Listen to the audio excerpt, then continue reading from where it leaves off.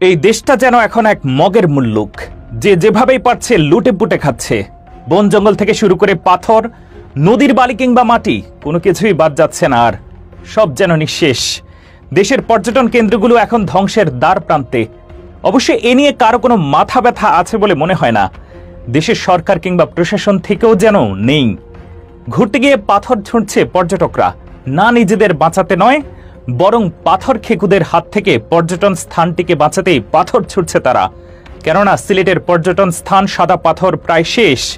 এখন শুধু বালি আর বালি, পাথরের চিহ্ন আর অবশিষ্ট নেই বললেই চলে। লুটেরা চক্র সব পাথর লুটে নিয়েছে।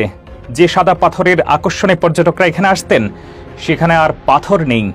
লাগামহীন লুটপাটে প্রায় পাথরহীন হয়ে পড়েছে পর্যটন এলাকা সাদা পাথর।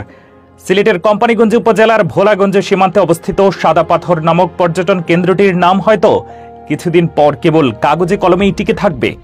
পাথর খেকো দল দিনে রাতে উৎসব করে শেষ করে দিয়েছে প্রকৃতির এই অমূল্য ভাণ্ডার। 2017 সালের দিকে পাহাড়ি ঢলের সাথে নেমে আসা পাথরে ভরে গিয়েছিল ধলাই নদীর উৎসমুখ। প্রায় 5 একর এলাকা জুড়ে ছড়িয়ে থাকা সাদা মসৃণ পাথর আর তার উপর দিয়ে বয়ে চলা স্বচ্ছ পানির স্রোত এক অসাধারণ দৃশ্যের জন্ম দিয়েছিল। খবর ছড়িয়ে পড়তে দেরি হয়নি, সারা দেশ থেকে পর্যটকদের ঢল নামতে শুরু করে। স্থানীয়ভাবে শত শত মানুষের কর্মসংস্থান তৈরি হয়। তখন উপজেলা প্রশাসন আর ইউনিয়ন পরিষদ মিলে এলাকাটিকে সংরক্ষিত ঘোষণা করে, পাহারার ব্যবস্থা করে। কিন্তু সেই উদ্যোগ ছিল ক্ষণস্থায়ী। লুট হতে থাকে সাদা পাথর, ঝাঁপিয়ে পড়ে পাথর খেকুরা। এটি প্রথমবার নয়, এর আগে 1990 সালেও একই জায়গায় প্রচুর পাথর জমেছিল, কিন্তু সেবারও লুটেরাদের কালো থাবায় সে পাথর হারিয়ে যায়। ইতিহাস ফিরে এসেছে, তবে এবার আরো ভয়ঙ্কর রূপে। গত কয়েক মাসে, বিশেষ করে বর্ষার শুরুতে পাহাড়ি ঢলে যখনই নতুন করে পাথর ভেসে এসেছে, তখনই ঝাঁপিয়ে পড়েছে পাথর খেকু সিন্ডিকেট। শত শত নৌকা ব্যবহার করে দিন রাত এক করে তারা পাথর লুট করেছে। বালির নিচের স্তর খুঁড়েও পাথর বের করে নিয়ে গেছে। স্থানীয়দের মতে শুধু গত কয়েক সপ্তাহেই শত কোটি টাকার বেশি মূল্যের পাথর লুট হয়েছে। এই বিশাল অপরাধ যজ্ঞ চলেছে সবার চোখের সামনে, প্রকাশ্যে।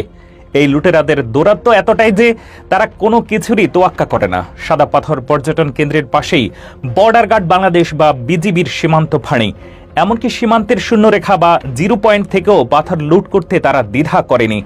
নৌকা বোঝাই করে পাথর নিয়ে যাওয়া হচ্ছে, অথচ আইন প্রয়োগকারী সংস্থাগুলো যেন কিছুই দেখতে পাচ্ছে না। সিলেট ভোলাগঞ্জ সড়ক দিয়ে প্রতিদিন এই লুটের পাথর পরিবহন করা হচ্ছে। এর পেছনে রয়েছে একটি অত্যন্ত প্রভাবশালী চক্র।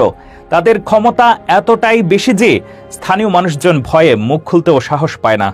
অসহায় মানুষগুলো নিজেদের চোখের সামনে বাপ দাদার আমলের প্রকৃতিকে ধ্বংস হতে দেখছে, কিন্তু কিছুই